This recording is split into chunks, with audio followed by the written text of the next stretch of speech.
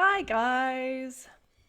I wanted to get on and have a quick conversation with you guys because I've been noticing some conversations around what it looks like in a recession. What does a recession look like? Why did we end up in the depression in the first place? The economy is bombing. What does that actually mean for us as practitioners, and what does it mean for us as business owners? And it's a conversation that's hidden in the background. When things are hidden in the background, things get all twisted and gnarly. And when things are hidden in the background and there's concerns or there's judgments or there's queries or complaints, it's like something is trying to grow out of it, but we're strangling it and hiding the fact that we're strangling it. So, hey Kimmy, hey Emma, hey Josie, and anyone else who's watching this on the replay or is hidden in the background. Now, I am not an economist. I am not a financial advisor. None of this is around money per se, but it's around our money mindset and understanding the basics that I never got taught as a practitioner or as a business owner. So I really truly believe that the more information that we know, the more empowered we are. The more knowledge we have, the more empowered we are. The more experience we have, the more wise we are. And we're going to learn a whole bunch of experience at the moment. And that's totally interesting.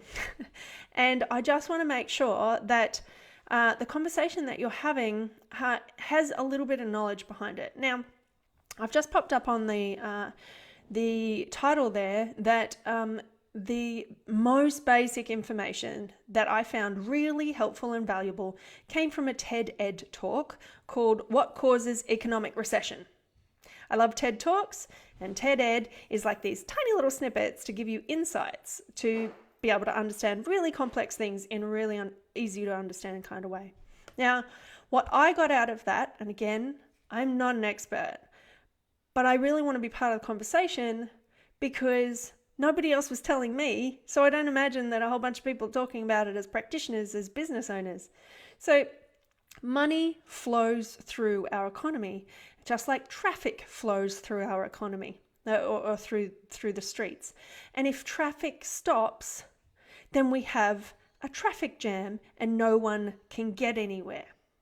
The same thing happens with our economy. If the money stops, no one can get anything or get anywhere. Now, some of the really interesting symptoms that I learnt about on the TED Ed talk was things like the interest rates going down and down and down and down and down.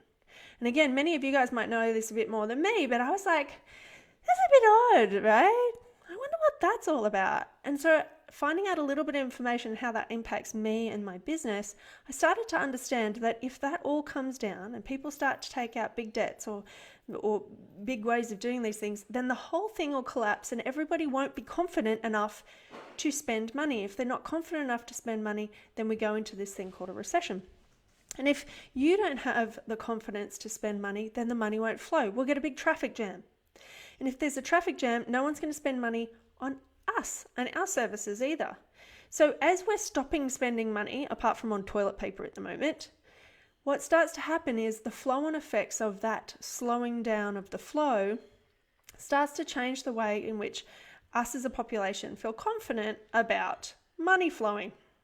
So what we need to do as business owners and as responsible business owners is where we can, we have to be able to spend money that we were already spending anyway. And for me, it's not huge things like, oh, go and buy a car, which is, some of the politicians are suggesting we go and do that kind of thing for our businesses, which is fine if you're in a position to do that. But think about other small business and micro businesses just like us in a service industry that don't have the knowledge to share online. The thing about it is my local cafe that I absolutely love, they are beautiful people. They are so, so lovely. They always remember our names. They always write our names on the cups. They are all about the community and our puppy dogs. They're incredible. I was thinking about it, and we walk down there every morning with our dog. If we have to shut down for 2 weeks, they have no money. I continue to go there 4 days a week, and we go and get our coffee.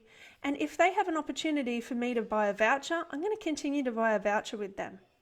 Some of the restaurants around here, same thing. They're putting up things on social media that the restaurants don't actually have physical people going through them, therefore the money isn't flowing through them, therefore we have this economic traffic jam thing again.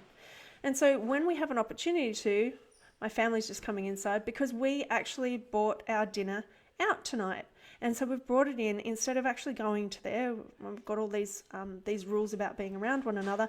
We're still spending money where we can on the things we either want or need within obviously the logical constraints of the economy at the moment. But don't stop spending money. If we can keep the money flowing, then we're not going to get into some huge depression or recession, which are horrible words anyway, but essentially the economy won't stop. We won't have a traffic jam.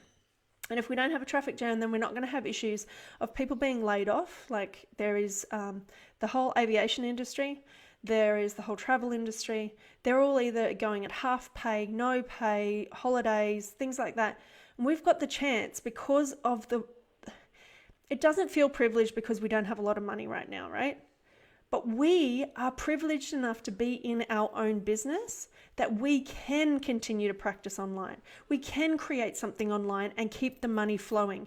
And if we can keep the money flowing, then the economy won't completely tank in other areas that it currently is, like travel and aviation and so many other areas. And these people who have ongoing employee positions and things like that, who are feeling rocky about their situation and not being able to go to work for 2 weeks, we have the chance to do something. So as much as you feel really disempowered right now, that $5 that I paid for my coffee this morning, I know that if anything happens, that they're going to be okay. That coffee voucher that I asked them to set up on their Instagram today, I'm going to go and buy one of those. I will continue to buy the things that, the services that I really enjoy. Like there's this bao place down the road that makes these amazing mushroom bao.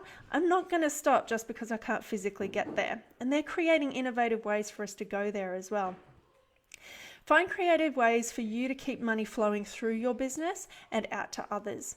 So if you have been thinking about creating that e-course, go and create the e-course. Put that webinar up. Keep the money flowing. You're the ones that have the power to keep the traffic jam from happening.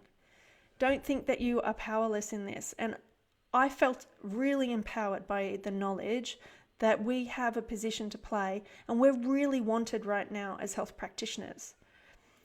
Showing up with something free is beautiful and wonderful and fine, but it doesn't help the money flow. So I want you to show up with something free, like I have with our rolling training that we've got from the NATX 2020 and NATX 2019. That's free.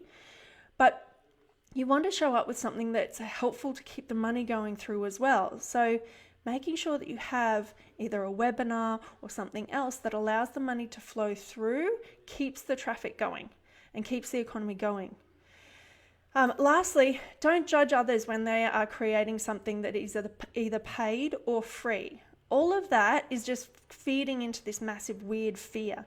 We all have a part to play in business, and I'm really, really excited, and I really feel like our profession is so well placed right now to be of help, not only health-wise, but economics-wise. And I don't want you to feel disempowered by this, and I want you to do what you can to avoid the traffic jam. If you aren't in a position for any of that, get empowered by educating yourself around what happens to money in your business, what happens to money on a global scale, so that you can be part of the solution when the traffic jam starts to flow again and everything starts to flow again, and you can position yourself in a position where you feel confident that that flow is going to come through you. Like I said, this is a perfectly imperfect version of what I really would love to empower you with and know heaps more about. I just wanted to have the conversation because it's hidden in the background. If we don't start talking about it, we don't start helping local farmers, and we don't start helping the local shops and the local restaurants and local cafes, the money's going to slow up, and we have the power for making sure that we can be part of the solution rather than the problem. Katie says that she had a great time at the local farmers markets. There was chai tents, people sitting beautifully far apart, but they were there spending what money they had on things that they still needed. Yeah, so don't hide and pretend that you don't need the things that you need, or hoard the money. Just the same as this hoarding of toilet paper is happening. You can't hoard the money. It's got to keep circulating. Chanel, I've been using time wisely. So many things are ticked off the list. Beautiful. Using time wisely, using money wisely, but keeping things flowing is really important.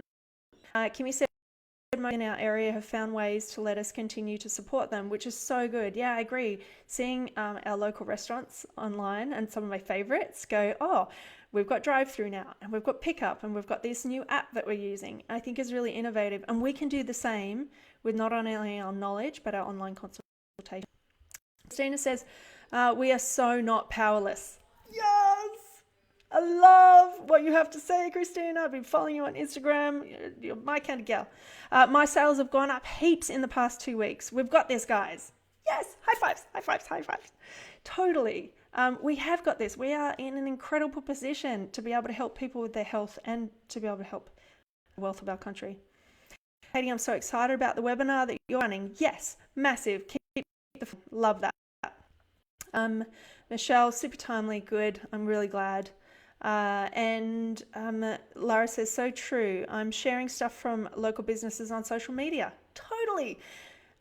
We have a platform as well. So even if you don't have the money necessarily, we have a valuable platform. We've got people that follow us on social media. We've got people who follow us on Instagram or through our emails, and we can share the marketing of these companies that are doing things. We can share the awareness of them doing powerful things and continuing to do that.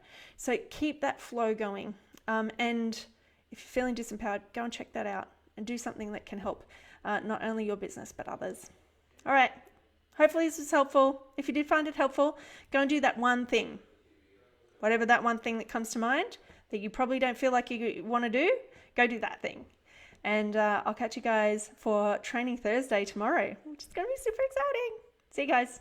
Oh, and check out the bids. We've got Natix free right now, one a day. It's in the announcement section of the Naturpreneur Hub. See you guys later. Bye.